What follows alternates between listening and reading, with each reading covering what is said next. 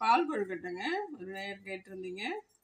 அதுக்கு வந்து ஒரு 1/4 அப்படி மாவுங்க. அது வந்து நீங்கள் வறுத்து இடித்த இந்த இடியாப்ப மாவு வேணாலும் வச்சுக்கலாம், இல்லை சாதா அரிசி மாவுலேயும் நல்லா தண்ணியை கொதிக்க வச்சு இடியாப்பத்துக்கு கிளறுற மாதிரி கிளறி இதை வச்சுருக்கேங்க.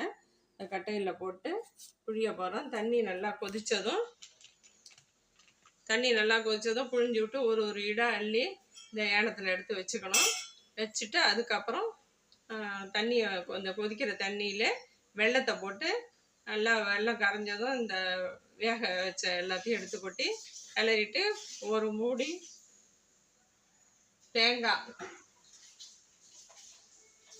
ஒரு மூடி தேங்காய், ஒரு 5 ஏலக்காய், ஒரு 1/2 கிலோ வெல்லம் இந்த கொதித்த தண்ணியில் வெல்லத்தை போட்டு கரைச்சிட்டு இந்த வெந்த பால் கொழுக்கட்டை எல்லாத்தையும் இடியாப்பத்தை இந்த சாதா தேந்தலை அச்சியில் புழிகிறேன். அதோட இதெல்லாம் எடுத்து கொட்டி எல்லாம் கிளறிட்டு தண்ணி பத்தில் கெட்டியாக இருந்ததுன்னா கொஞ்சம் தண்ணி ஊற்றிங்க தாராளமாக. தேங்காய் மிக்சியெலாம் நல்லா கழுவி ஊற்றிங்க. அந்த தேங்காய் ஏலக்காய் 2ஐயும் அரைச்சி ஊற்றிட்டு கடைசியாக தான் ஊற்றணும். ஊற்றி ஒரு 2-3 பெரட்டை பெரட்டிட்டு இறக்கி வச்சு காட்டுறேங்க. பால் கொழுக்கட்டையை காட்டுறேன். இந்த புழிய போகிறேங்க.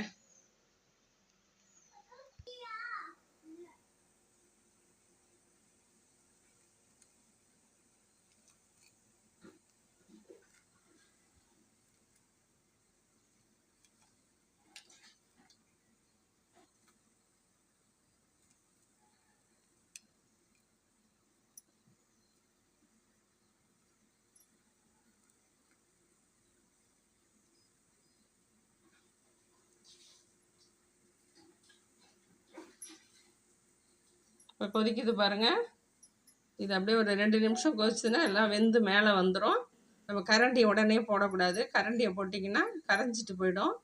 இப்போ ஒரு 2 நிமிஷம் 3 நிமிஷம் கொஞ்சம் கரைய தான் செய்யும், லைட்டாக கரையும். அதுலேயே நம்ம தண்ணி கொஞ்சம் ஊற்றி வெல்லத்தை போட்டுட்டு வெல்லம் கரைஞ்சதும் தேங்காய் பால் வெல்லம் எல்லாத்தையும் சேர்த்து கொதி வந்த அப்புறம் இந்த வெந்ததை எடுத்து போட்டிங்கன்னா பால் கொழுக்கட்டை ரெடி. இந்த காட்டுறேன். இதை வேகுது பாருங்கள். வெந்ததும் அரிசி எடுத்து காட்டுறேன் பாருங்கள்.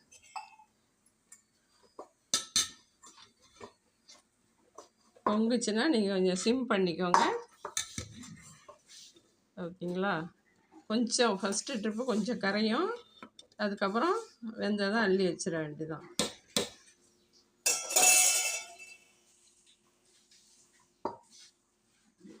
கொஞ்சம் கரைஞ்சி தாங்க போகும். வேணால் நீங்கள் பாலாக உருட்டி வேணாலும் போட்டுக்கலாம்.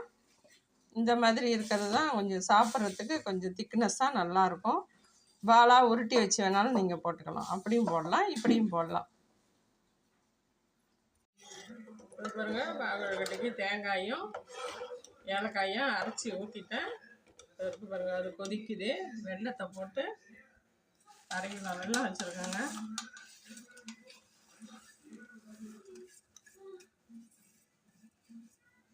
இது கொதித்ததும் இதை உதுத்து போட்டு நல்லா கிண்டினதும் காட்டுறாங்க. இதை பாருங்கள், பால் கொழுக்கட்டை ரெடி ஆகிடுச்சு. நீங்கள் இந்த மாதிரியும் பண்ணிக்கலாம். ஆனால் கொஞ்சம் லைட்டாக கரையும். நீங்கள் உருண்டையாகவும் போடலாம். உருண்டையாக போட்டிங்கனாலும் நல்லாயிருக்கும். சூப்பராக இருக்குங்க. வாவ், சாப்பிட்டு பார்த்தா சூப்பராக இருக்குது. நீங்களும் இந்த மாதிரி செஞ்சு இந்த தேங்காய் பாலோட நீங்கள் ஒரு 10 முந்திரி போட்டிங்கன்னா இன்னும் டேஸ்ட்டு நல்லாயிருக்கும். நான் முந்திரி இல்லை போடலை, முந்திரியை போடுங்க. இந்தமாரி சாப்பிட்டு பார்த்துட்டு எப்படி இருக்குன்னு கமெண்டில் சொல்லுங்கள். பிடிச்சிருந்தா லைக் பண்ணுங்கள், ஷேர் பண்ணுங்கள், சப்ஸ்கிரைப் பண்ணுங்கள். தேங்க்யூ.